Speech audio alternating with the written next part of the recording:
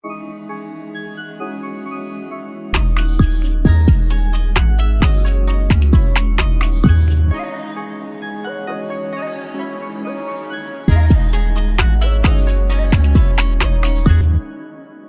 guys, today we have a breakdown, and this is the full fight between Sanji and Queen with panels and narration, going through exactly how long this fight was, showing every single interaction they've had in this fight. So we're not going to waste any time. If you enjoyed content like this, subscribe to the channel. This confirms that you enjoy it. Drop a like, turn on post notifications, and without further ado, let's get to Sanji versus Queen. This is the entire fight, panel by panel. So Sanji versus Queen kicks off in chapter 1015, and this is after Chopper had been holding him off for a panel. Queen goes in for the kill, and here comes Sanji while having Zoro Diablo Jambe. This is when Sanji hit Queen so hard it sent him into a tailspin, or you can say head spin, and he started deflecting arrows and even hit Perospero. Chopper was saved, and yet again Sanji came in to protect a crewmate. In chapter 1017, things really start to heat up, pun intended, when Sanji then hits Queen with a clear strike. He then addressed him as Judge's son, and Sanji told him never to say that name again, and then he asked the question about his research team. Also in chapter 1017, this is where we got the name Mads that Queen confirmed and basically said that he was a straight up cyborg, which is funny in hindsight because Queen, you were fooling no one. We could clearly tell that you were a cyborg or experimented on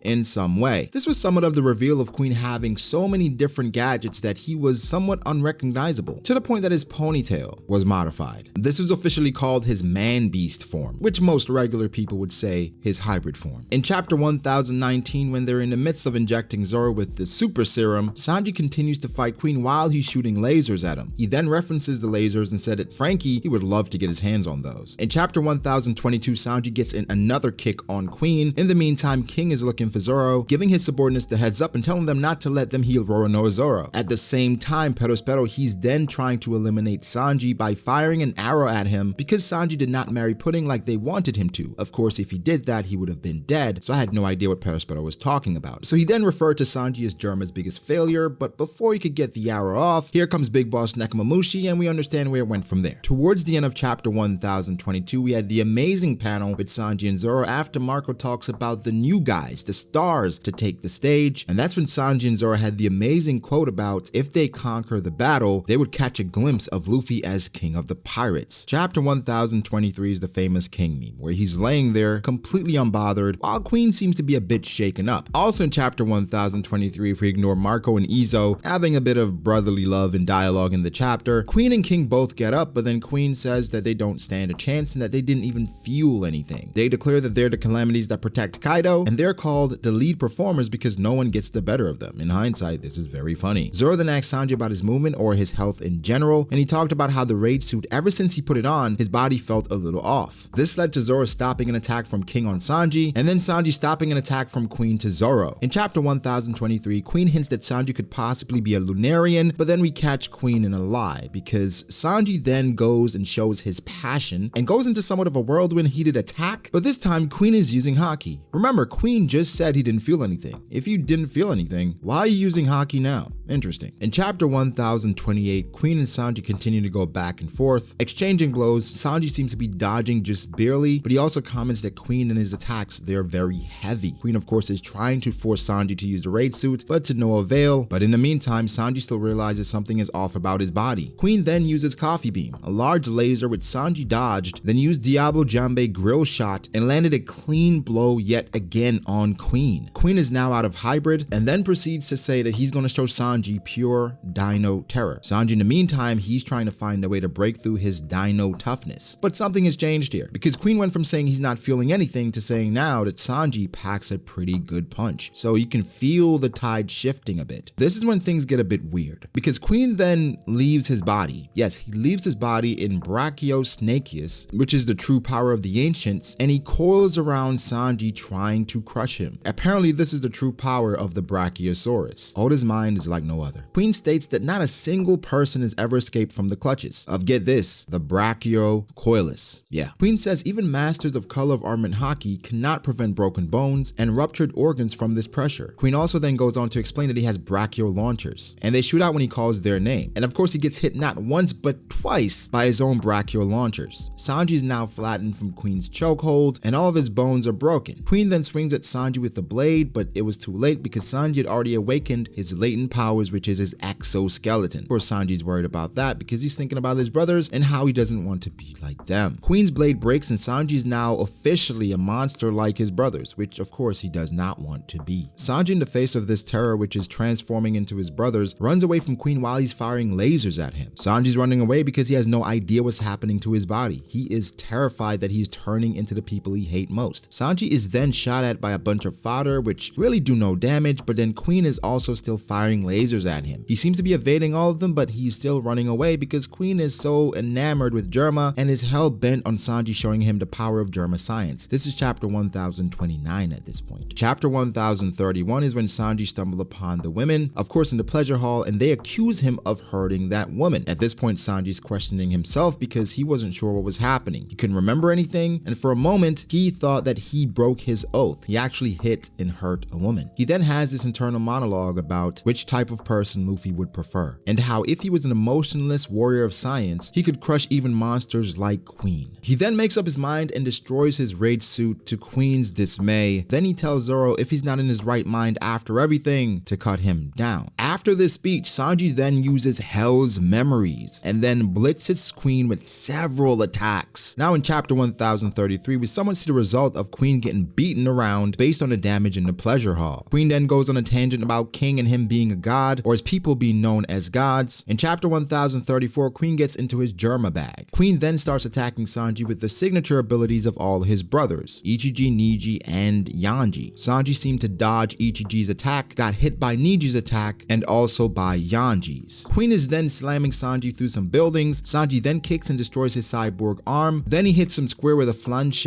flare. Sanji then starts to catch on about the damage Queen has been taking, saying, well, there's no way the attack I landed earlier didn't do lasting damage, and that they've been fighting for a while and that Queen should be pretty banged up. This is when Queen makes probably one of the dumbest decisions we've seen in One Piece history, where in the middle of Sanji disappearing, he goes to try to beat on this woman again after he did it earlier, where it seems like he felt like she didn't learn her lesson. Sanji then gets a completely free attack of his upgraded Ifrit Jambe, which with the heavier weight and the faster acceleration goes into his auto combination Collier Coupe, Basis Cote Blast, Poreron Pound, Jume Abiftek Blitz, Tenderon Tenderizer, Flanchette Frere, Q Crippler, Pori Poker, Jaret Jarer, and his Buif Burst. So when you put that all into context, it may seem like the only attack that did something was the final attack, but Sanji got off pretty much all of his strong attacks in that moment on Queen with his upgraded and accelerated Ifrit Jambe. The full fight in context, it makes sense for Queen to be defeated. Sanji did take some blows, but the highlight of this moment, the highlight of this fight came from Sanji accepting who he is and him unlocking his exoskeleton. As a fighter, Queen had a lot in his arsenal, but he also made some terrible decisions.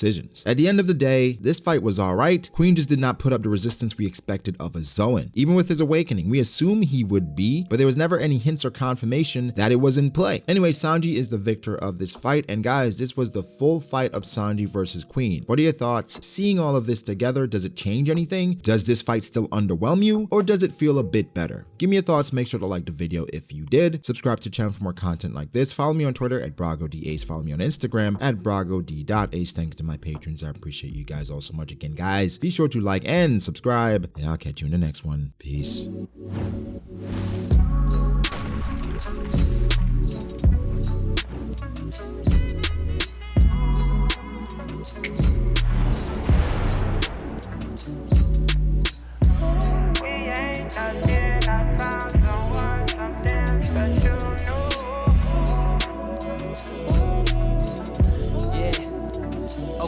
I start doubting me, I felt lost. I rewrite it.